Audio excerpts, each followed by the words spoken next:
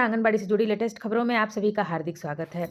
एक बहुत बड़ी खबर निकल के आ रही है हमारे बिहार के पश्चिम चंपारण जिले से। जी हाँ, यह वही जिला है जहां मैं स्वयं भी एक आंगनबाड़ी सेविका हूं।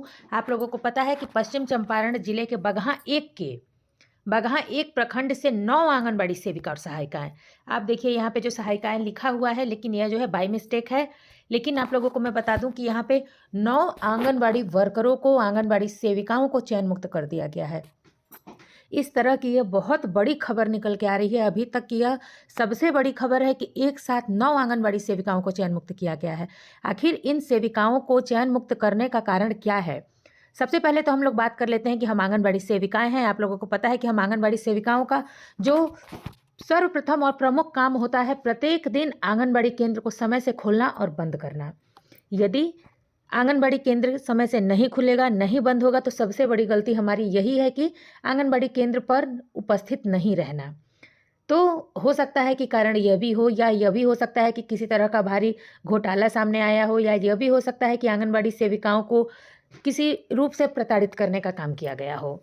तो हम इस वीडियो में देखने वाले हैं कि आखिर मुख्य वजह क्या है और ये जो सेविकाएं चयन मुक्त हुई हैं, इनके चयन मुक्त होने का मुख्य कारण क्या है। आइए हम लोग बढ़ते हैं वीडियो की ओर, लेकिन सभी से रिक्वेस्ट है कि ऐसे ही इन्फॉर्मेटिव और नॉलेजेबल वीडियो के लिए चैनल को जरूर सब्सक्राइब कर लें और वीडियो पसंद आए तो एक लाइक करें। इसे आंगनबाड़ी करने व्हाट्सएप ग्रुप में ज़्यादा से ज़्यादा शेयर करें ताकि सभी बहनों को पता चल सके कि यदि आंगनबाड़ी सेविकाएं लगातार चयन मुक्त हो रही हैं तो चयन मुक्ति का कारण क्या है, उससे बाकी सेविकाएं सीख ले सकें और अपने कामों में सुधार ला सकें। आइए देख लेते हैं। देखिए आप लोग की यहाँ पे जो है कि हेडिंग में ही दिया गया है कि सीडीपीओ की अनुशंसा पर डीपीओ ने की अनुशासनिक कार्यवाही। ठीक है, यहाँ आप लोग देख रहे हैं कि यहाँ आंगनबाड़ी लिखा हुआ है। हम लोग न्यूज़ पढ़ लेते हैं। बगहा बाल विकास परियोजना कार्यालय बगहा एक अंतर्गत लंबे समय से अनाधिकृत रूप से अनुपस्थित एवं अपने कार्य दायित्व का निर्वहन नहीं करने वाली 9 सेविकाओं को बाल विकास परियोजना पदाधिकारी की अनुशंसा पर जिला प्रोग्राम पदाधिकारी ने चयन मुक्त कर दिया है। यानी कि आप लोगों को पता है कि चयन मुक्त करने का आदेश डीपीओ का होता है, लेकिन सेंटर जांच करना जो है कि सेंटर पर आंगनबाड़ी सेविकाओं की लापरवाही को दिखाना, आंगनबाड़ी सेविकाओं के कार्य न करने के कारण जो पोषक क्षेत्र के लाभुक हैं वंचित रह जाना, ये सभी जो है कि कार्यों को डीपीओ तक पहुंचाने का काम किया जाता है सीडीपीओ द्वारा। एलएस द्वारा जांच किया जाता है, एलएस द्वारा जांच करके सीडीपीओ को रिपोर्ट दिया जाता है और सीडीपीओ द्वारा जो है कि उसको डीपीओ को रिपोर्ट भेजा जाता है। कई बार यदि एलएस के जांच में जो कमियां उजागर होती हैं उसे स्वयं सीडीपीओ भी जा करके देखते हैं और यदि वह एलएस द्वारा जांच की गई रिपोर्ट सत्य पाई जाती है तो सीडीपीओ द्वारा आगे उसे अग्रतर कर दिया जाता है। उसी तरह से देखिए यहाँ पे जो है कि साफ साफ शब्दों में कहा जा रहा है कि अनाधिकृत रूप से अनुपस्थित एवं अपने कार्य दायित्व का निर्वहन नहीं करने वाली 9 सेविकाओं को बाल विकास परियोजना पदाधिकारी की अनुशंसा पर जिला प्रोग्राम पदाधिकारी ने चयन मुक्त कर दिया है।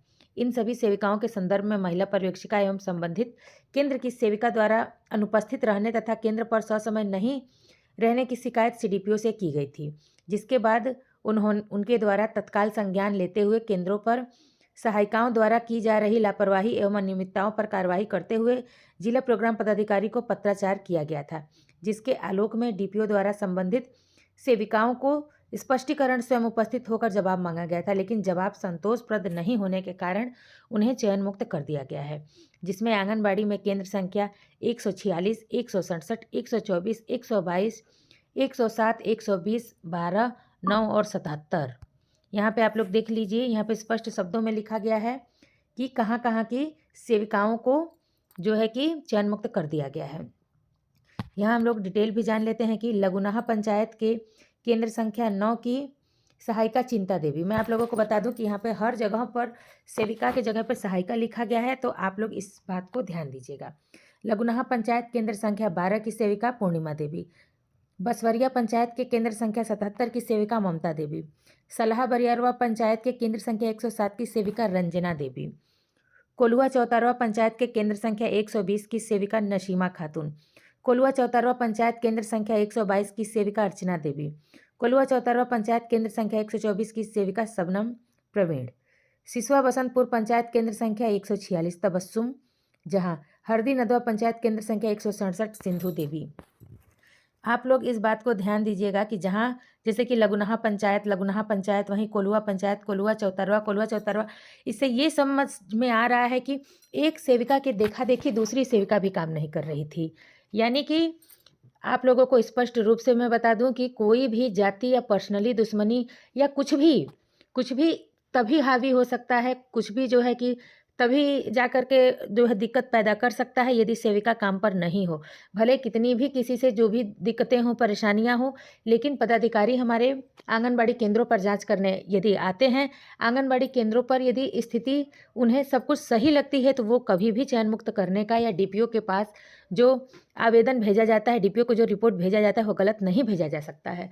इसलिए यहाँ पर कहीं न कहीं यही समझ में आ रहा है कि आंगनबाड़ी सेविकाओं की इसमें घोर गलती थी, घोर अनियमितता थी, जहाँ पे जो है कि आंगनबाड़ी केंद्रों का संचालन सही से नहीं किया जा रहा था।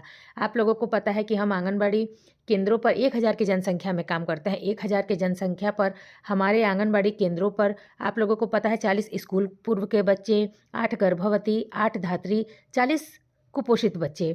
इस कैटेगरियों में हम लोग काम करते हैं। यदि हम अपना काम उन लाभुकों तक नहीं पहुँचाएँ, सेविका द्वारा लाभुकों को लाभ ना मिले, तो ज़ाहिर-सी बात है कि अभी सोशल मीडिया का ज़माना है, सभी लाभुक एक्टिव हैं, कंप्लेन करेंगे ही करेंगे।